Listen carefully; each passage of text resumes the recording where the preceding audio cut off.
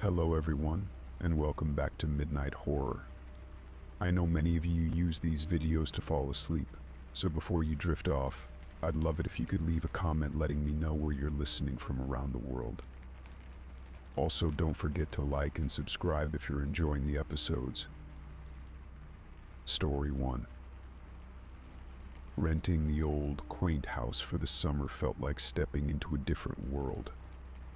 Nestled in the countryside, it was everything I'd hoped for, a perfect escape from the chaos of city life. The house had charm, with its ivy-covered walls, creaky wooden floors, and the scent of blooming flowers drifting through the open windows. The days passed in a peaceful rhythm, each one filled with long walks through the surrounding fields, quiet evenings with a good book, and the simple pleasure of solitude.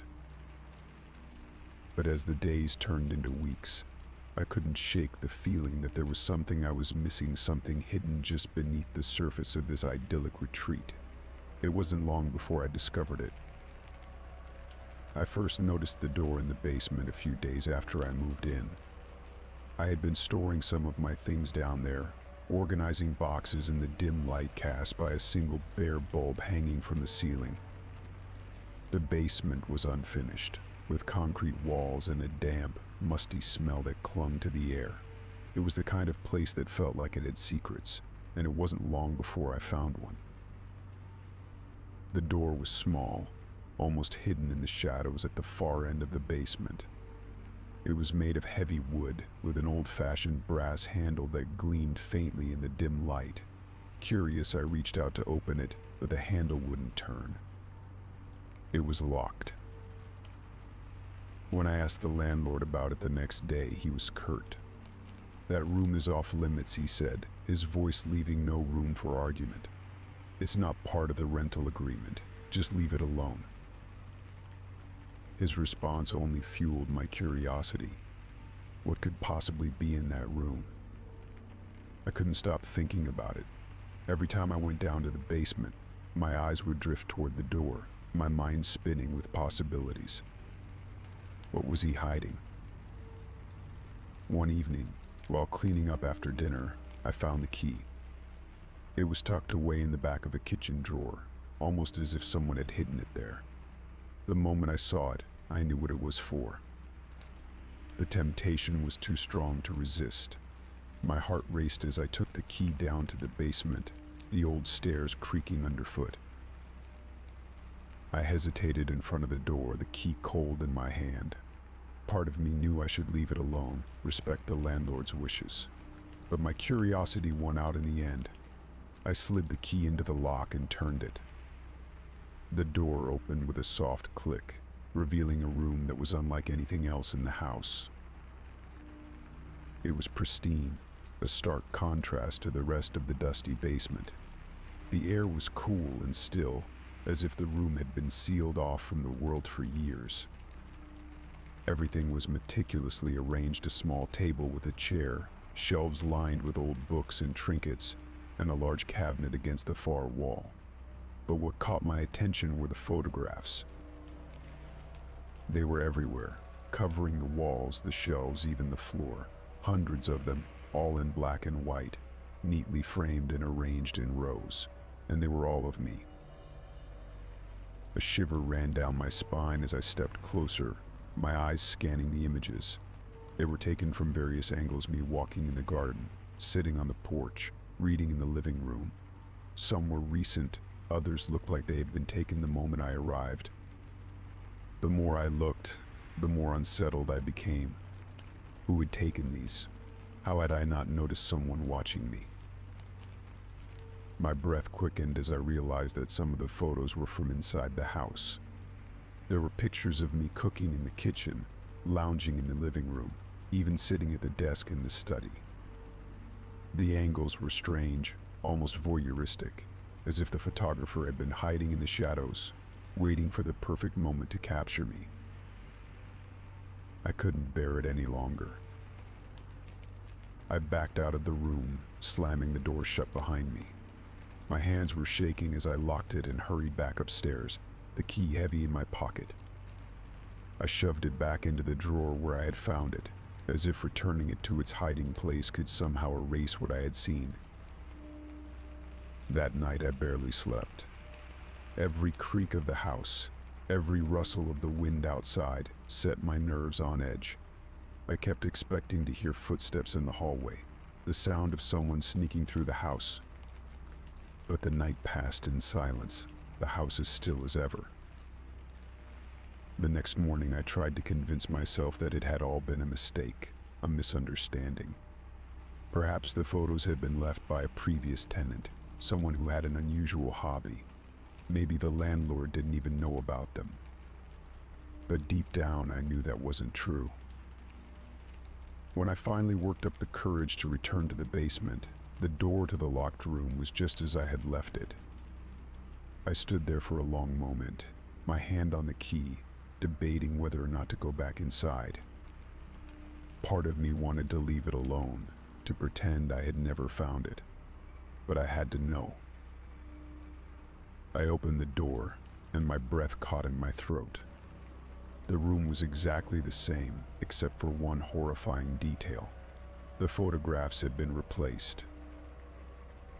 The new ones were in color, the images sharp and clear, and they were all of me, asleep in my bed.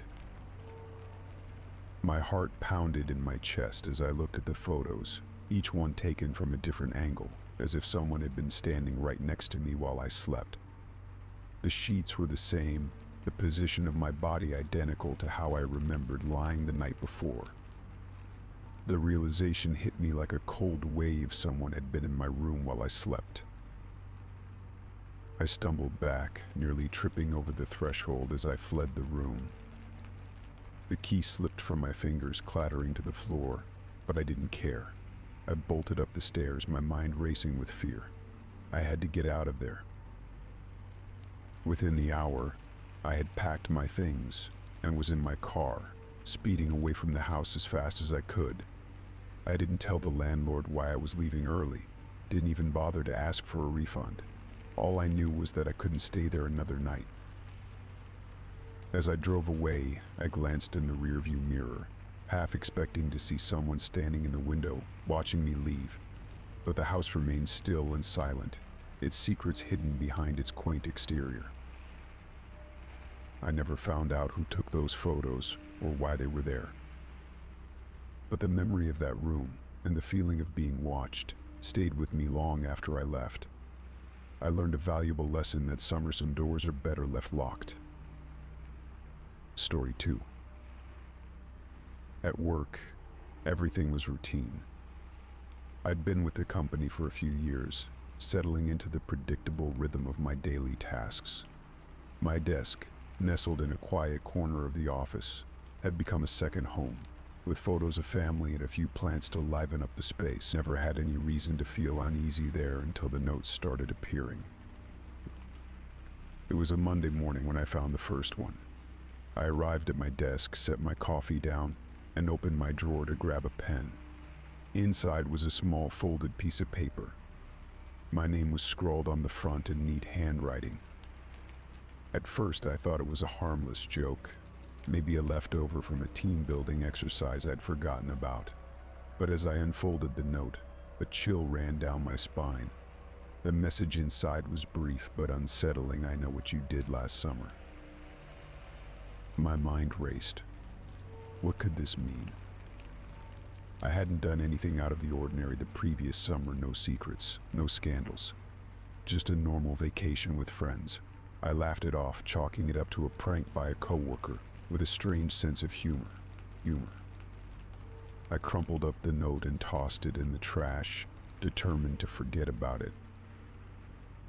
But the notes kept coming. Every few days I'd find a new one waiting for me. They appeared in my desk drawer, slipped between papers, or even tucked under my keyboard. Each note was more personal, containing details that no one else should know. My childhood fears, my anxieties, even things I had never spoken aloud to anyone. The handwriting was always the same, perfectly neat, with a slight slant that was unfamiliar to me. The messages, however, were anything but neat. They hinted at my insecurities, my deepest fears, and always ended with a vague but unsettling statement, like I'm closer than you think or you can't hide from me. By the third note, I started to grow paranoid. I began looking around the office, trying to catch a glimpse of someone watching me or sneaking away from my desk, but nothing seemed out of the ordinary. Everyone went about their business as usual, oblivious to the turmoil churning inside me.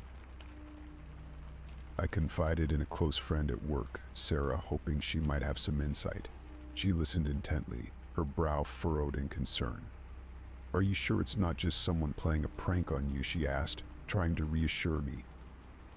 But the look in her eyes told me she was just as unnerved as I was. "Maybe you should talk to HR," she suggested.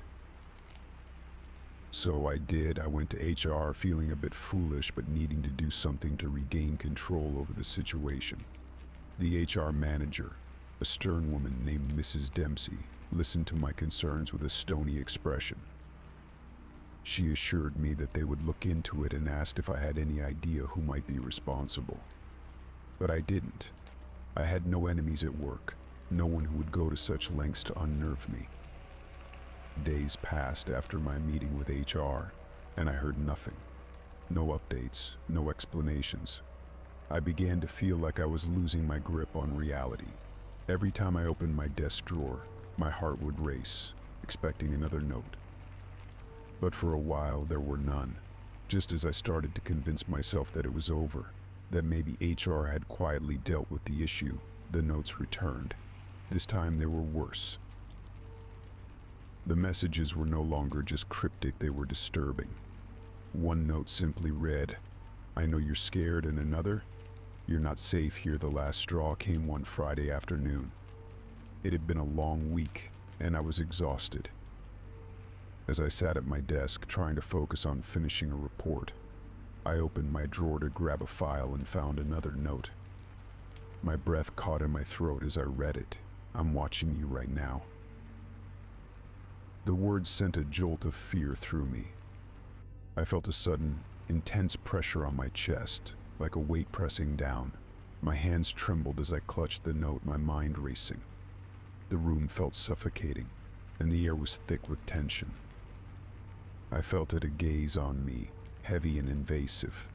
My heart pounded in my chest as I slowly turned around, expecting to find someone standing there, staring at me. But the office was empty. The cubicles were deserted, the usual hum of conversations and ringing phones replaced by an eerie silence. It was late in the afternoon, and most of my colleagues had already left for the weekend. The lights overhead flickered slightly, casting long shadows across the room. I stood up, my legs shaky, and walked around my desk, scanning every corner of the office. I checked behind partitions, peered into empty conference rooms, even looked out the windows, but there was no one. The feeling of being watched lingered, gnawing at me, but I couldn't find a single soul. My rational mind told me it was just my imagination, fueled by the paranoia the notes had stirred up.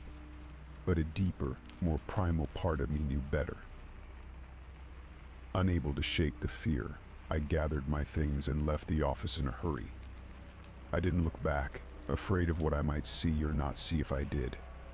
That weekend, I barely slept, haunted by the thought that someone out there knew me, knew my fears, and was toying with me.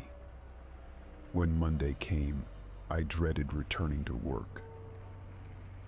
When I arrived, my desk was just as I had left it. I hesitated before opening the drawer, my heart pounding in my chest. But there was no new note, no sign that anything had been disturbed. For a brief moment, I felt a surge of relief until I noticed something else. The note from Friday was gone. The one that had said, "I'm watching you right now," I had left it in the drawer. But now it was missing. Someone had taken it. A cold dread settled in the pit of my stomach. Whoever was doing this was closer than I had ever imagined. I went back to HR, demanding answers, but Mrs. Dempsey seemed more annoyed than concerned. "We've checked the security footage," she said curtly. "No one has been tampering with your desk. Are you sure you didn't misplace the notes yourself?"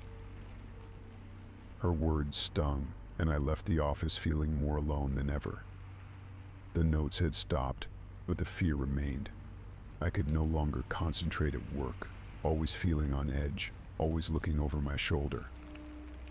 I never found out who was behind the notes or how they knew such intimate details about my life, but the experience left a scar, a lingering sense of unease that I could never quite shake. Even now, I sometimes catch myself glancing over my shoulder, half expecting to see someone standing there, watching me from the shadows. Story 3. The first time the house alarm went off in the middle of the night, I dismissed it as a glitch. I had just moved into the old house a few weeks ago, and though the previous owner assured me that everything was in working order, I figured the alarm system was just showing its age. Groggy and half asleep, I shuffled downstairs to disarm the alarm, my heart pounding in my chest from the sudden jolt. I checked every window and door, making sure they were all locked and secure. Everything seemed fine, so I chalked it up to a technical error and went back to bed. But it didn't stop there. The alarm continued to go off night after night, always at the same time, 2:47 a.m. Every time it happened, I would get up, go through the house, and find nothing out of place. I even called the alarm company, and they sent a technician to inspect the system. He found no issues, no signs of tampering or malfunction. Yet the alarm persisted, as if it had a mind of its own. One night, about a week after the alarm first started acting up, I found myself in the basement, organizing some old boxes left behind by the previous owner. I lost track of time, sorting through dusty memorabilia, when I heard the sound of someone moving around upstairs. The soft creak of floorboards, the faint shuffle of footsteps. My heart skipped a beat, and I froze, listening intently. The footsteps were deliberate, not like the random settling of an old house, but the measured tread of someone walking through the rooms. I quickly grabbed my phone and dialed 911, whispering to the operator that there was someone in my house. She told me to stay on the line and remain quiet until the police arrived. I could still hear the footsteps overhead, moving from the kitchen to the living room, then toward the staircase. My mind raced as I crouched behind a stack of boxes, praying that whoever was upstairs wouldn't come down to the basement. The minutes dragged on like hours, the tension in the air so thick it was almost suffocating. Finally, I heard the sound of a car pulling up outside, followed by the slamming of doors. The police were here. Relief washed over me, but the footsteps continued, undisturbed by the arrival of the authorities. I stayed hidden until I heard the officers calling out, announcing their presence. Only then did I emerge from the basement, my hands trembling as I climbed the stairs to meet them. The officers searched the entire house, room by room, but they found nothing. No signs of forced entry, no evidence that anyone had been inside. They checked the windows and doors just as I had, and everything was secure. They even reviewed the security footage from the cameras I had installed around the house. But the footage showed nothing, no one entering or leaving, no shadowy figures creeping through the halls. It was as if the sounds I had heard were all in my head.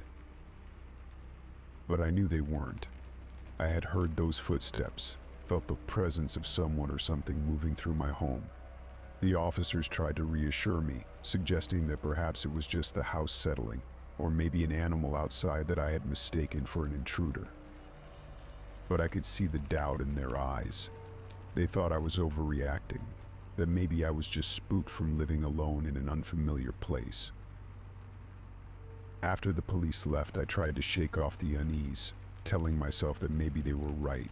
Maybe I was just hearing things. But deep down, I knew better.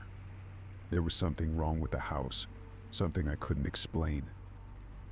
The alarm kept going off, always at 2:47 a.m., and every time it did, I felt that same cold dread wash over me.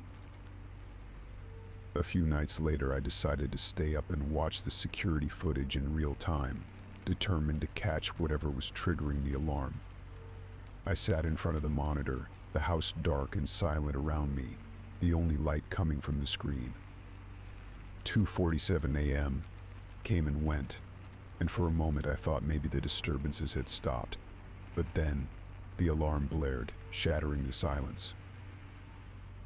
I quickly rewound the footage, my eyes scanning the screen for any sign of movement. There was nothing, no intruder, no animal, nothing that could have set off the alarm. But as I listened closely, I heard something that sent a chill down my spine. Faint, almost imperceptible, there were footsteps, muffled, distant, but unmistakably human. They were there, on the recording, yet when I played it back for anyone else, they heard nothing. It was as if the sounds were meant for me alone. The days that followed were a blur of anxiety and sleepless nights. I became obsessed with the alarm and the footsteps, spending hours watching the footage, trying to catch even the smallest anomaly. But no matter how many times I watched, the result was always the same: nothing visible. Only those faint, ghostly footsteps echoing through the house. I started to avoid going to bed, dreading the moment when the alarm would go off again. I'd lie awake, listening, waiting for the footsteps to start. Sometimes, I thought I could hear whispers too, just on the edge of hearing, as if someone were trying to speak to me from the other side of the walls. But the words were always just out of reach, leaving me with nothing but a growing sense of unease. Eventually, I couldn't take it anymore. I packed a bag and left the house, staying with a friend while I tried to figure out what to do. I couldn't live like that, constantly on edge, feeling like I was being watched, haunted by something I couldn't see. I called in another technician, another round of police, but nothing helped. The alarm continued to malfunction, the footsteps continued to echo in the recordings, and I knew that whatever was in the house, it wasn't going to leave me alone. The final night I spent in that house, the alarm went off at 2:47 a.m. as usual. But this time, when I listened to the recording, the footsteps were louder, clearer, as if they were right beside me. And this time I heard something else, too, a low, guttural whisper. Just one word, but it was enough to send me fleeing into the night. Leave.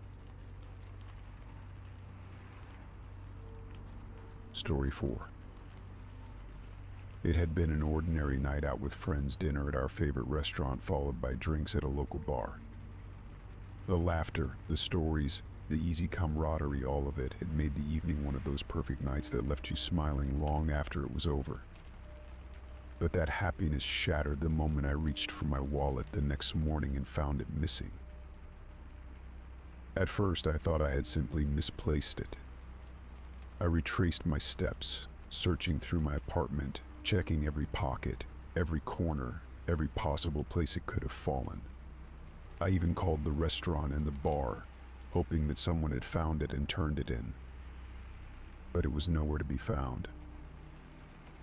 As the day wore on, the sinking realization that my wallet was gone for good settled in. I had no choice but to report it stolen. I canceled my credit cards, filed a police report, and began the tedious process of replacing my ID and other important documents. The inconvenience was bad enough, but what truly bothered me was the thought of someone out there having access to my personal information, someone who could be using it for who knows what purpose. A few days later, as I was heading out for work, I noticed an envelope slipped under my front door. It was unmarked, no return address, just a plain white envelope with my name scrawled across the front in messy handwriting. Puzzled, I picked it up and opened it. Inside was my wallet. For a moment, relief washed over me until I opened it and saw that it had been emptied of all its contents. My credit cards, ID, cash, everything was gone, except for a single slip of paper tucked into one of the card slots. I pulled it out, and my heart skipped a beat as I read the message written on it in large, bold letters: "I know where you live." A cold shiver ran down my spine, and my hand shook as I held the note. The words were simple but filled with a menacing certainty that made my blood run cold. Someone had gone through the trouble of stealing my wallet, removing all its contents, and then returning it to me with this chilling message. Whoever it was, they knew where I lived. They had been to my home, close enough to slip the envelope under my door without me noticing. Fear gripped me as I stared at the note, my mind racing with questions. Who had done this? Why would they return the wallet? What did they want? But no matter how hard I tried to piece it together, I couldn't make sense of it. All I knew was that I was no longer safe in my own home. The next few days were a blur of paranoia and anxiety. I couldn't shake the feeling that I was being watched, that someone was lurking in the shadows, waiting for the right moment to strike. Every creak of the floorboards, every rustle of leaves outside, made my heart pound. I barely slept, jumping at every little sound, convinced that someone was trying to break in.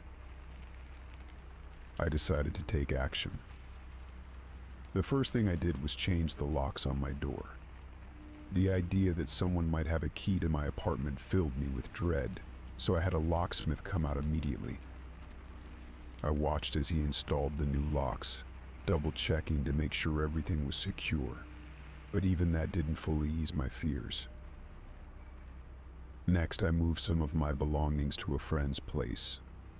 I didn't have the time or resources to relocate entirely, but I thought if I could make it look like I wasn't staying there full time, it might deter whoever was watching me.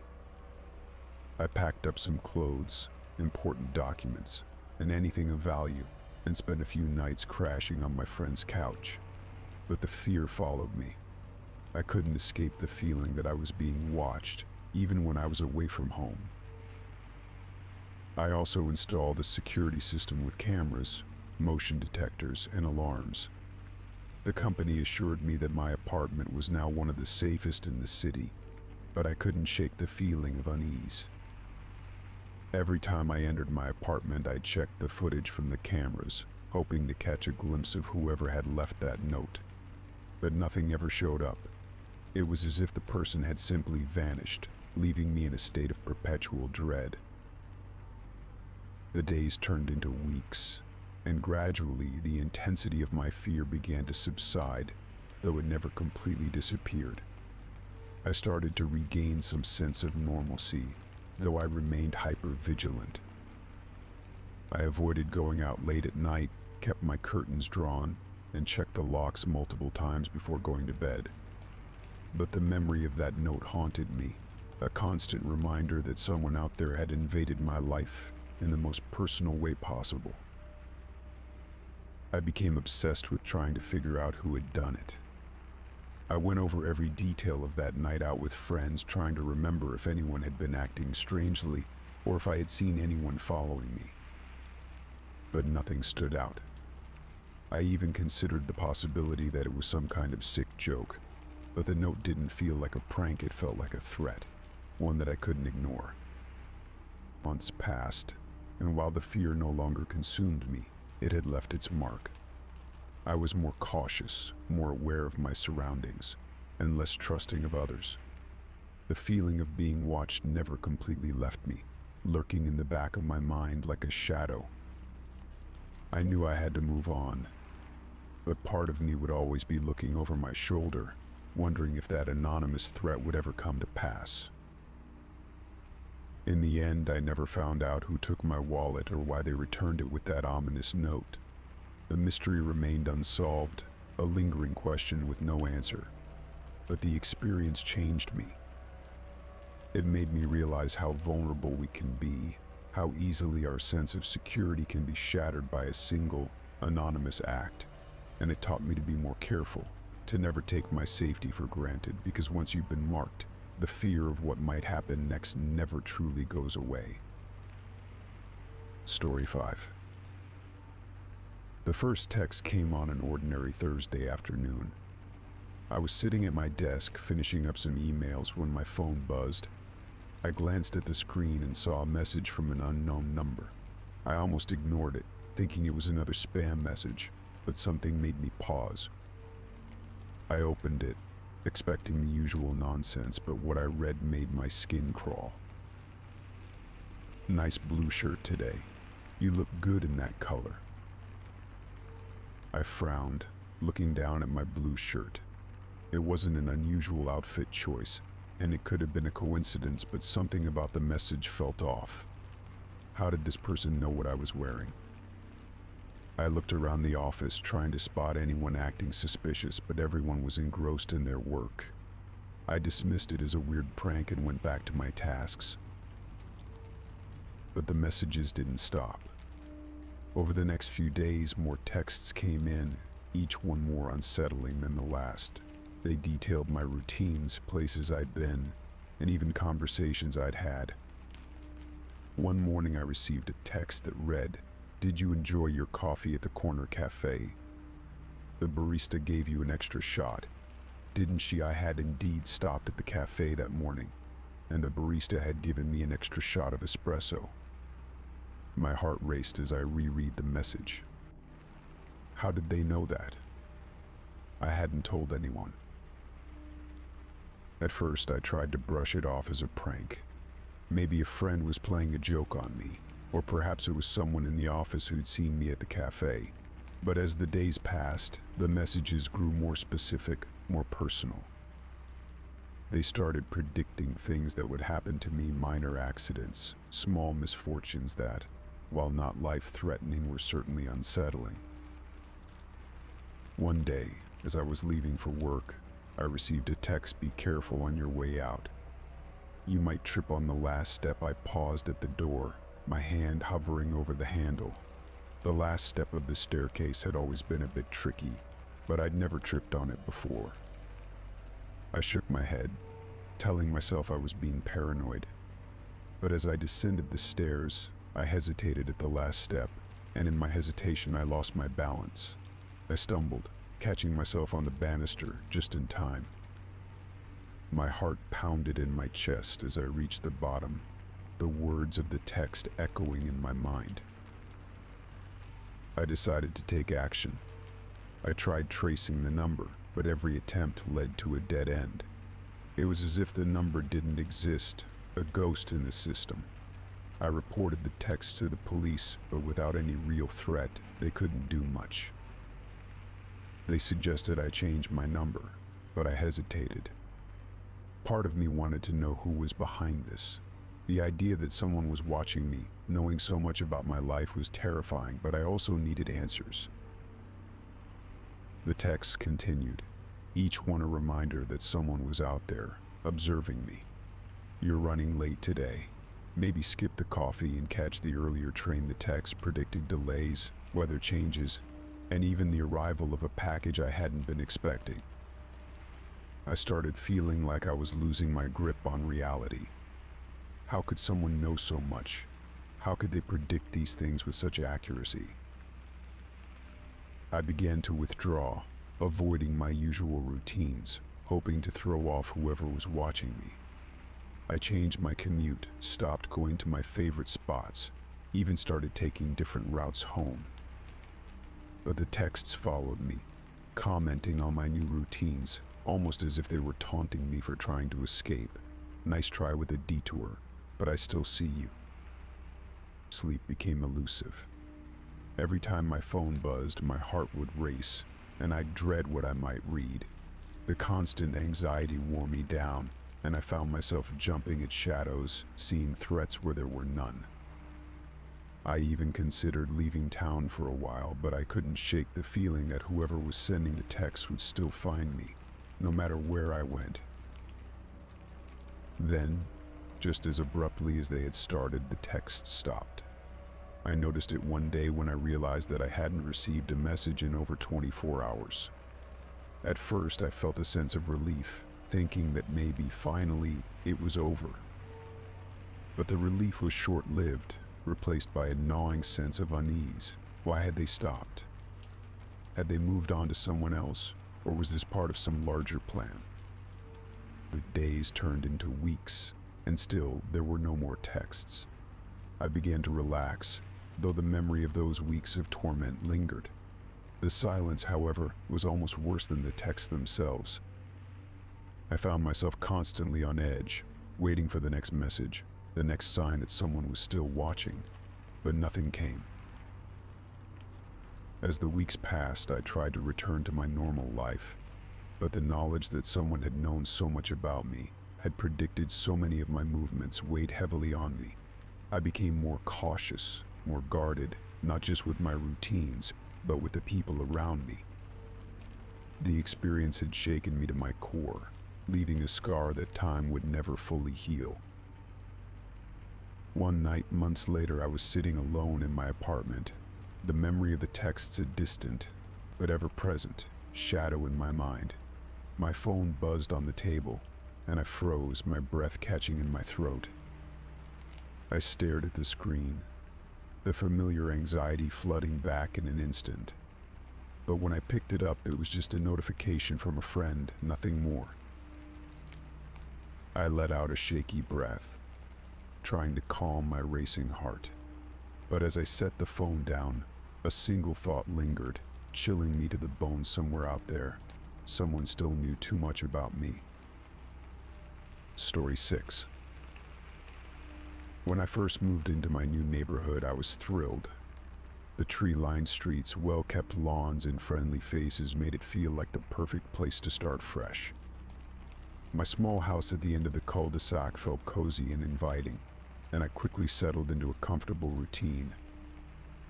The neighbors were welcoming, especially the man living next door.